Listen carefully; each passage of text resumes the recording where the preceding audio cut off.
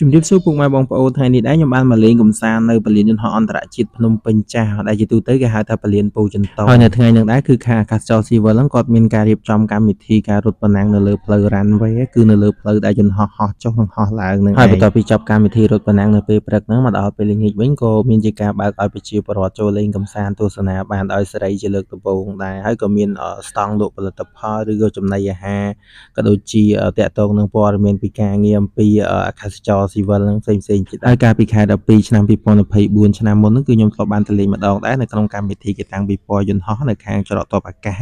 ប៉ុន្តែឆ្នាំនេះគេបើកឲ្យចូលលេងទស្សនាកម្សាន្តនៅពលានចាស់ហ្នឹងដោយសារតែគេបដូរខ្លះទៅពលានថ្មីអញ្ចឹងយើងទុកម៉ូតូនៅទ័ពអាកាសទៅយើងដើរច្រកខាងមុខហ្នឹងអាកន្លែង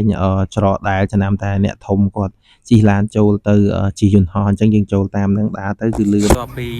ដំណើរការអស់រយៈពេលជាង66ឆ្នាំជាងឥឡូវពលានចាស់យើងគឺបានបិទដំណើរការហើយអញ្ចឹងឥឡូវខាងអាកាសចរស៊ីវិលហ្នឹងក៏ចាប់ផ្ដើមបើកឲ្យប្រជាពលរដ្ឋខ្មែរយើងហ្នឹងបានចូលលេងកម្សាន្តហើយអញ្ចឹងបងប្អូនអាចមកលេងបានណាតែខ្ញុំមកលេងនេះនៅក្នុងថ្ងៃទី7ខែ12ឆ្នាំ2025អញ្ចឹងអត់ដឹងថាថ្ងៃក្រោយទៀតខាងអាកាសចរស៊ីវិលនឹងបើកឲ្យចូលលេងថ្ងៃណាទៀតទេអញ្ចឹងបងប្អូនអាចដើរលេងកម្សាន្តដោយសេរីនៅទីនេះបានហើយនៅជុំវិញតាមផ្លូវនៅក្នុងពលានហ្នឹងគឺស្មៅដុះច្រើនមែនតើវែងនិយាយទៅហើយមានស្មៅក៏នឹងមានស្រះទឹកនិយាយទៅបើសិនតែខ្ញុំស្មានអីខ្លាចពស់ទៀតព្រោះអីវាស្មៅច្រើនមែនតើអញ្ចឹងអាចមានពស់ថ្លាន់ឬក៏ពស់អីផ្សេងអាចនៅបានអញ្ចឹងគឺស្មៅច្រើនបើយកកបីយកគួរអីឲ្យមកស៊ីគឺចង់ស៊ីអត់អស់ទេពេលនេះដែរគឺខ្ញុំបានស្ថិតនៅលើផ្លូវ runway ដែលកន្លែងយន្តហោះចុះនិងកន្លែងយន្តហោះឡើងមើលស្នាមស៊ូនៅជាប់ថ្មីនៅលើផ្លូវនៅឡើយបងទាំងអស់គ្នាចម្ងាយផ្លូវនៅលើ runway ហ្នឹងគឺវែងមែនតើនេះដែរខ្ញុំដើរពីច្រកខាងជើងមកហើយដើរឡើងមកយូរហើយអត់ទាន់ដល់ផ្នែកខាងត្បូងទៀតផងអញ្ចឹងគឺវាមានចម្ងាយឆ្ងាយមែនតើហើយពេលច្រើនមើលនៅច្រកខាងជើងហ្នឹងគឺច្រើនព្រោះអីគាត់ចូលមកលេងចូលតាមច្រកខាងជើងដល់ពេលយើងដើរមកផ្នែកខាងត្បូងនេះគឺអត់សូវមានមនុស្សទេខ្ញុំមកលេងនេះដែរគឺឥឡូវថ្ងៃចិត្តលិចទៅវិញហើយនេះឯដើរមកលេងតែម្នាក់ឯង solo ថតម្នាក់ឯងដែរអរគុណយន្តហោះអន្តរជាតិពូជតុងភ្នំពេញចាស់ហ្នឹងគឺគេបើកដំណើរការតាំងបានរយៈពេល66ឆ្នាំហើយដល់ពេលឥឡូវក៏ចាប់ផ្ដើមបិទដំណើរការហើយអញ្ចឹងអ្វីគ្រប់យ៉ាងហ្នឹងគឺទុកជាសម្បត្តិរបស់រដ្ឋសម្បត្តិសាធារណៈអញ្ចឹងឥឡូវខាងក្រុមហ៊ុនអាកាសចរហ្នឹងគេចាប់ផ្ដើមបើកឲ្យប្រជាពលរដ្ឋចូលមកលេងកម្សាន្តបានហើយអញ្ចឹងអនុស្សាវរីយ៍ដែរអនុស្សាវរីយ៍ដែលយន្តហោះបានជាង66ឆ្នាំជាងហ្នឹងឥឡូវគឺបានបញ្ចប់ហើយឥឡូវគេបានបដូរទៅពលានយន្តហោះអន្តរជាតិ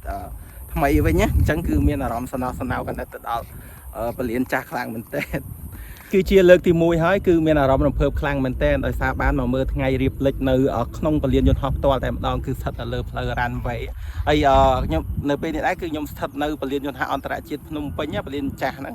ហើយឥឡូវគេបើកកម្សាន្តគេបើកដំណើរការឲ្យប្រជាពលរដ្ឋចូលលេងកម្សាន្តបានហើយខ្ញុំមកនេះគឺនៅក្នុងថ្ងៃទី7ខែ12ឆ្នាំ2025មកតាំងពីថ្ងៃខ្ទង់ម៉ោង4ជាងឥឡូវថ្ងៃចាប់ផ្ដើមលិចគឺស្រស់ស្អាតមែនតើនិយាយទៅគឺមិនងាយបានមកមើលថ្ងៃលិចនៅក្នុងពលានយន្តហោះនេះជាលើកដំបូងក្នុងឆាកជីវិតពិតជាមានអារម្មណ៍ថាសប្បាយរីករាយខ្លាំងមែនតើហើយថ្ងៃលិចក៏ស្អាតស្រស់ស្រាយទៀតហើយខ្យល់អាកាសអីគឺស្រស់ស្រាយទលាយើងដើរអីគឺស្រស់ស្រាយសប្បាយចិត្តហ្មង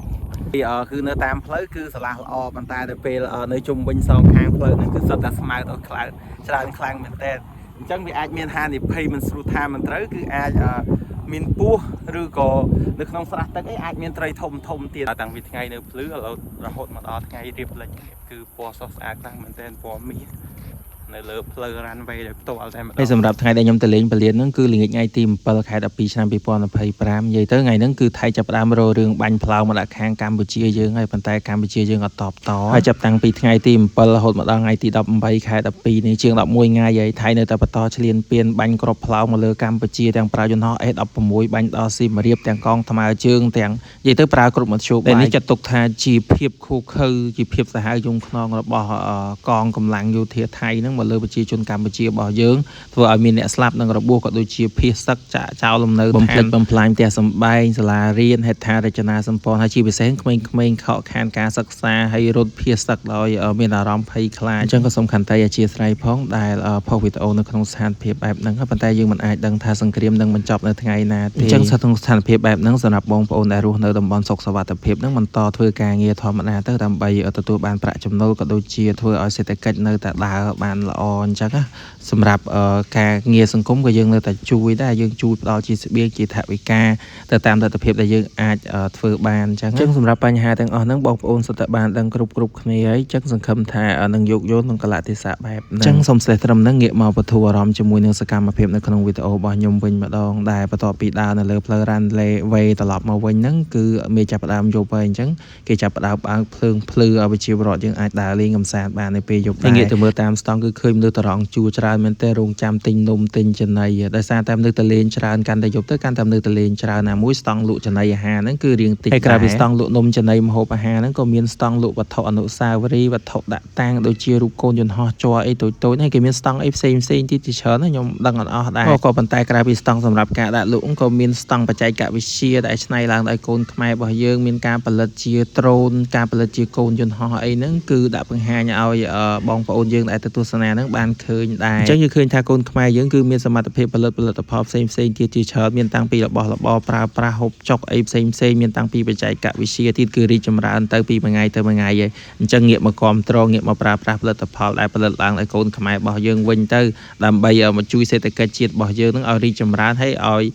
លើកមុខមាត់ប្រទេសជាតិយើងឲ្យអន្តរជាតិគេបានស្គាល់យើងផងអញ្ចឹងសម្រាប់បងប្អូនជំនាន់ក្រោយខិតខំសិក្សារៀនសូត្រទៅកុំអស់សង្ឃឹមដាក់ក្តីសម័យអាធំចង់ខ្លាយជាប៉ីឡុតចង់កាន់តំណែងអីធំហ្នឹងគឺកុំអស់សង្ឃឹមគឺមានតែបងប្អូនជំនាន់ក្រោយហ្នឹងទេគឺជាតំពាំងស្នងឬស័យគេថាអាឡូកក្រោយច្រើនអាឡូកមុនណាអ្នកទៅមុនគេបន្សល់ទុកស្នាដៃឲ្យយើងអញ្ចឹងយើងខំអភិវឌ្ឍបន្តទៅទៀតទៅអញ្ចឹងគេថាមុននឹងឲ្យគេជួយតើយើងជួយខ្លួនឯងសិនអញ្ចឹងតើយើងខ្លាំងយុវជនយើងខ្លាំងបានជាតិយើងខ្លាំងដែរអត់មានសត្រូវ